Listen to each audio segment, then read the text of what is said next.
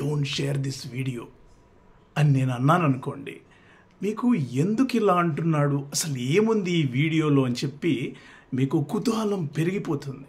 దాంతో ఇంకా ఆ వీడియోని వైరల్ చేస్తారు, షేర్ చేస్తారు, దాన్ని పబ్లిసిటీ ఎక్కువ చేస్తారు.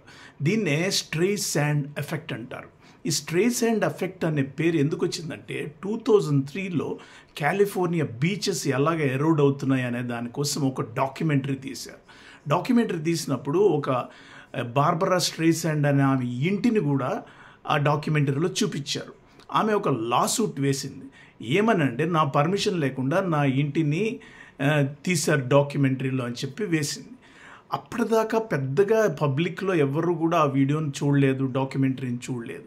ఆమె ఎప్పుడైతే లాసూట్ వేసిందో అప్పుడు విపరీతంగా పేపర్ పబ్లిసిటీ అంతా పెరిగింది. సో జనం విపరీతంగా చూశారు ఆ డాక్యుమెంటరీని, వైరల్ అయిపోయింది. దీని ఏమంటారంటే స్ట్రే శాండ్ ఎఫెక్ట్ అంటారు. దీనిలో ఏమవుతుందంటే if anything A band book, ఒక బుక్ని బ్యాన్ చేసింది అనుకో గవర్నమెంట్, అది ఇమీడియట్ వైరల్ అయిపోతుంది. ఒక సినిమా గురించి సెన్సార్ చేసి టాక్ ఎక్కువ వచ్చింది అనుకోండి మార్కెట్లో, అసలు ఏముంది, ఎందుకు సెన్సార్ చేశారు అనేది వైరల్ అయిపోయి జనమంతా చూడడానికి ప్రయత్నిస్తుంటారు.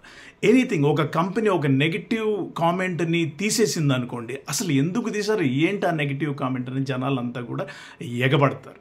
సో ఎప్పుడు కూడా జనాల్లో క్యూరియాసిటీ ఇది దాద్దాము అని చూసినప్పుడు if you want to hide something then immediately public curiosity ఎక్కువ అవుతుంది. సో మనం కంపెనీస్ కానీ ఎవరైనా కానీ గుర్తుపెట్టుకోవాల్సింది ఏంటంటే ఏదన్నా నెగిటివిటీని కానీ ఏదన్నా దాచిపెడదాము పబ్లిక్లోంచి రూమర్స్ కానీ దాని గురించి అని చెప్పి వస్తే కనుక it becomes more viral. If you ignore it sometimes less people will see it.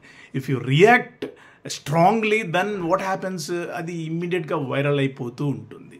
దీన్నే స్ట్రే శాండ్ ఎఫెక్ట్ అంటారు. ఈరోజు ఈ కొత్త విషయం తెలుసుకున్నారు కదా ఫ్రెండ్స్.